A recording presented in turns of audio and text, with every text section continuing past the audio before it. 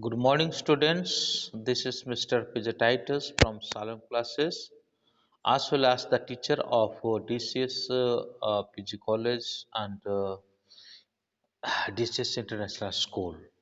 So, students, today our topic is the rain on the roof summary class 9th. This will be our topic, and this is point number third.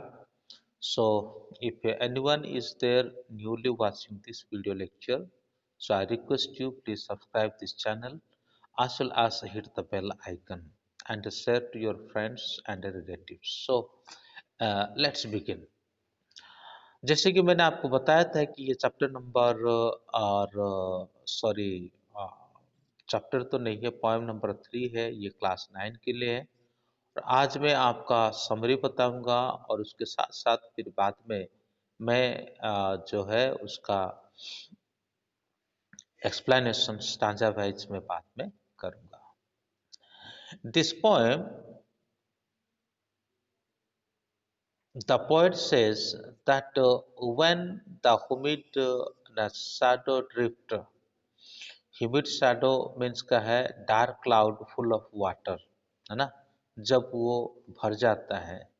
He says that when the sky is full of dark cloud which have moisture and are full of water and are about bring rain, जब वो आसमान में मतलब dark cloud भर जाता है और जब ये डार्क क्लाउड मॉइस्चर का कंडीशन में आ जाता है, तो उसी समय क्या होता है कि ये रेन को लेकर के आता है, यानी उसी समय बारिश होता है। Further, when these clouds float around the sky over the starry shepherds refer to the sky at a time that full of stars. लेकिन एक समय भी ऐसा होता है जहाँ पर क्या होता है कि तारे मतलब खूब सारे चमकते रहते हैं उसी स्काई पे। The huge clouds that are full of moisture move around in the sky. तो जो स्काई में जो मॉइस्चर होता है, ये क्या होता है कि स्काई के चारों ओर घूमते रहते हैं। And the raindrop that seem like a tear falling from the sky deepens the darkness of the night.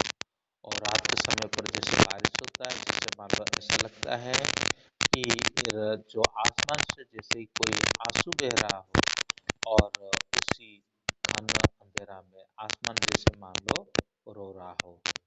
Moreover, the poet comparing the raindrop to tear asked him the dark sky seemed very sad. तो poet यहाँ पे जो बारिश को एक tier के साथ यानी आंसू के साथ तुलना करते, जैसे मान लो कि स्काई जो है बहुत दुखी हो गई और वो रो रही है और उसका आंसू जो है धरती पर टपक रहा है। Also, it appears as if is weeping the raindrop or the tears shed by it. He further adds that it's like a blessing to lie on the bed in his room and listen to the sound made by raindrop falling on the roof.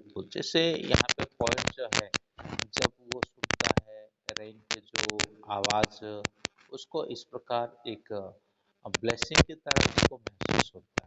ठीक है ना, उसको blessing की तरह महसूस होता है।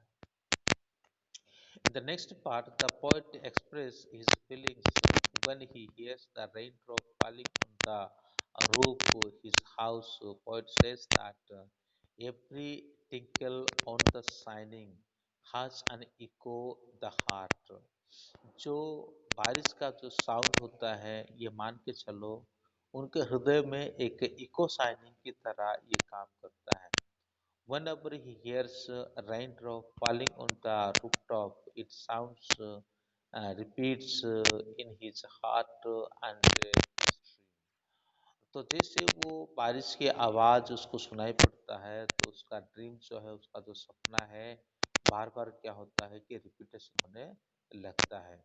for he has many different and the complex imagination और इसके साथ साथ वो बहुत सारे ख्याल और इमेजिनेशन की दुनिया में चले जाते हैं.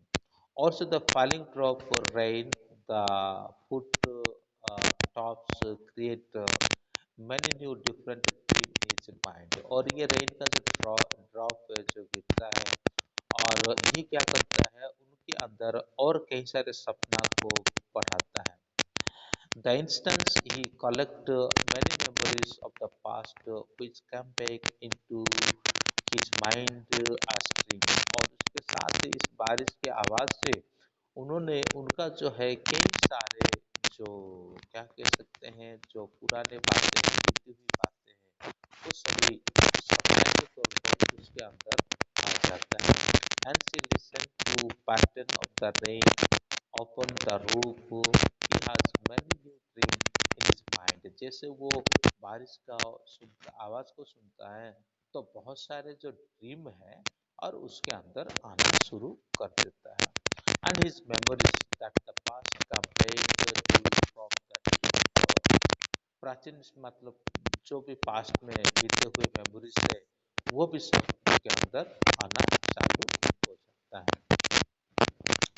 In the last paragraph, the poet introduces his mother and say that he is dreaming of his mother. और आखिरी पैराग्राफ में वो यही कहते हैं कि जैसे कि मानो वो अपनी माँ को सपने में देख रहे हैं. As in the previous stanza that rain brings memories of past. तो जैसे प्रीवियस स्टांजा को हमने देखा उस प्रीवियस स्टांजा में ये बताया गया कि वो अपने पास्ट को याद करते हैं सपने के द्वारा. जो बीते हुए जो समय है वो उनको वापस मिलता है. They were the memory of his mother who is no longer alive. तो वो उसका माँ का मेमोरी से जो माँ की अभी तक क्या नहीं है उनके पास नहीं है वो मतलब इस दुनिया को अलविदा करके चली जा चुकी है. Long ago, his mother used to love him a lot, and she used to consider him a darling. तो कई समय पहले जब उसकी माँ और जिंदा हुआ करती थी तब वो उसको बहुत प्रेम करती थी और साथ ही साथ पोएट को वो अपनी डार्लिंग के रूप में मतलब देखती थी. Also, she would let him sleep until daybreak and half sweet dream.